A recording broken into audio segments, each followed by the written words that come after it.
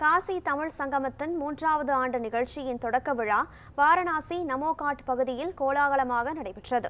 உத்தரப்பிரதேச முதல்வர் யோகி ஆதித்யநாத் காசி தமிழ் சங்கமம் 3.0 நிகழ்வை தொடங்கி வைத்தார். KTS 3.0வின் முதல் நாள் நிகழ்ச்சியை விவரிக்கிறது இந்த செய்தி தொகுப்பு. காசி தமிழ் சங்கமம் 3ஆம் ஆண்டு நிகழ்ச்சி பிப்ரவரி 15 தொடங்கி பிப்ரவரி 24ஆம் தேதி வரை நடைபெற உள்ளது. இந்நிலையில் காசி தமிழ் சங்கமத்தின் தொடக்க விழா நிகழ்வு வாரணாசி நமோகாட் பகுதியில் கோலாகலமாக நடைபெற்றது. இதில் தமிழகம் மற்றும் வாரணாசியை சேர்ந்த தமிழ் மக்கள் மற்றும் பனாரஸ் இந்து பல்கலைக்கழக மாணவர் உள்ளிட்டோர் கலந்து கொண்டனர். சித்த மருத்துவத்தையும் தமிழ் இலக்கணத்தையும் தந்த அகத்திய முனிவரை கருப்பொருளாக கொண்டு காசி தமிழ் சங்கமம் 3.0 ஏற்பாடு செய்யப்பட்டுள்ளது. தொடக்க விழா நிகழ்ச்சியில் கலந்து கொண்ட இளைஞர்கள் மற்றும் மாணவியர் தமிழர்களின் பாரம்பரிய கலையான தப்பாட்டம், ஒயிலாட்டத்தை கண்டுகளித்ததோடு பறை இசைக்கு ஏற்ப நடனமாடி தங்கள் மகிழ்ச்சியை வெளிப்படுத்தினர்.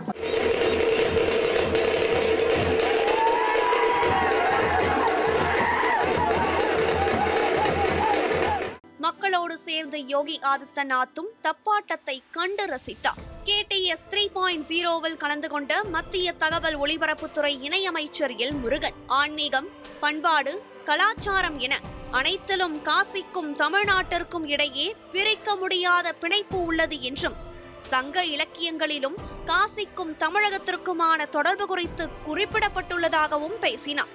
காசியும் ராமேஸ்வரமும் முக்கிய தலமாக இருக்கிறது.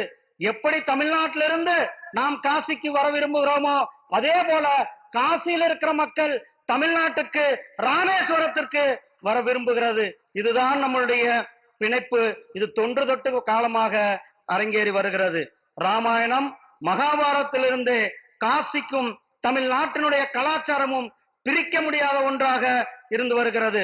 தமிழின் பெருமையையும் தமிழ் அறிஞர்களின் படைப்புகள் மற்றும் பங்களிப்புகளை வட இந்தியாவில் உள்ளவர்கள் அறிந்து கொள்ளும் வகையில் காசி தமிழ் சங்கமம் 3.0 நிகழ்ச்சி திடலில் அமைக்கப்பட்ட புகைப்பட கண்காட்சியில் அகத்தியர், திருவள்ளுவர், ஔவையார், ஆண்டாள், வள்ளலார், காரைக்கால் அம்மையார், திருநாவுக்கரசர், பாரதியார் உள்ளிட்டோர்கள் புகைப்படங்களும், அதேபோல் விஞ்ஞானிகள் GT Naidu, APJ Abdul Kalam, CV Raman ஆகியோரின் புகைப்படங்களும் இடம்பெற்றது சிறப்பம்சமாக பார்க்கப்பட்டது.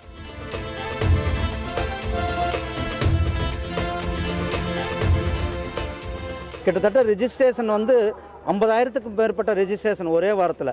அதில் நம்ம 1000 பேரை தான் செலக்ட் பண்ண முடியுது. அந்த அளவுக்கு மக்கள் மிகப்பெரிய ஒரு வரவேற்பு இந்த நிகழ்ச்சிக்கு போக வேண்டும் என்பது. வாரணாசிக்கும் தமிழர்களுக்குமான சங்க காலத்தில் இருந்த பாரம்பரிய உறவு என்ன, இறை நம்பிக்கை எவ்வாறு இருந்துள்ளது என்பதை அறியவும், தமிழர்களின் கலாச்சாரம், வாழ்வியல் முறையானது கங்கை கரை வரை பரவியுள்ளதை தற்போதைய தலைமுறைக்கு எடுத்துரைக்கும் விதமாகவும் காசி தமிழ் சங்கமம் இருப்பதாக நிகழ்ச்சியில் கலந்து கொண்டு மகிழ்ச்சியடைந்த மாணவர்களும் பெரியவர்களும் தெரிவித்தனர். இங்க இருக்கக்கூடிய காசிலிருந்து எங்கேயோ ஒரு தெற்கலையில் இருக்கக்கூடிய தமிழகத்திற்கிடையில ஒரு பண்பாட்டு ரீதியில் இருக்கக்கூடிய ஒரு பெரிய கட்டமைப்பு நம்ம பார்க்க முடியுது.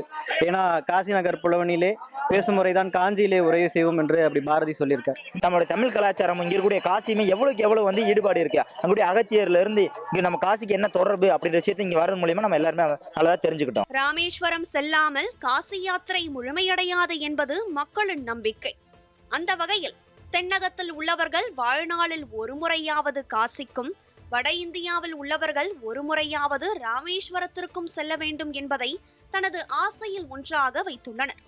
அவ்வாறான இரு புண்ணிய பூமியின் கலாச்சார பண்பாட்டினை தெரிந்து கொள்ளவும், மக்களின் மனங்களை இணைக்கும் பாலமாகவும் காசி தமிழ் சங்கமம் உள்ளது. கவர்மெண்டோட ஒரு நல்ல முயற்சி. அதாவது நம்மளோட தமிழ் கலாச்சாரம் கங்கை கரை வரை எப்படி பரவி இருக்குது அப்படிங்கறத இப்ப இருக்கிற தலைமுறைக்கு எடுத்து காட்டணும். அண்ட் மேலும் இது பல வருஷங்கள் இந்த கலாச்சாரம், நம்மளோட வாழ்வியல் முறைகள் இதெல்லாமே வெளிப்படுத்தணுங்கிற ஒரு நோக்கத்தோட நம்ம மினிஸ்ட்ரி ஆஃப் எஜுகேஷனும் ஸ்டெப் எடுத்து ரொம்ப சிறப்பா ஆர்கனைஸ் பண்ணியிருக்கிறாங்க. நியூஸ் 7 தமிழ் செய்திகளுக்காக வாரணாசியிலிருந்து செய்தியாளர் டார்வின் ஜியோவுடன் ஒளிப்பதிவாளர்கள் சுகுமார் மற்றும் வீரகுமார்.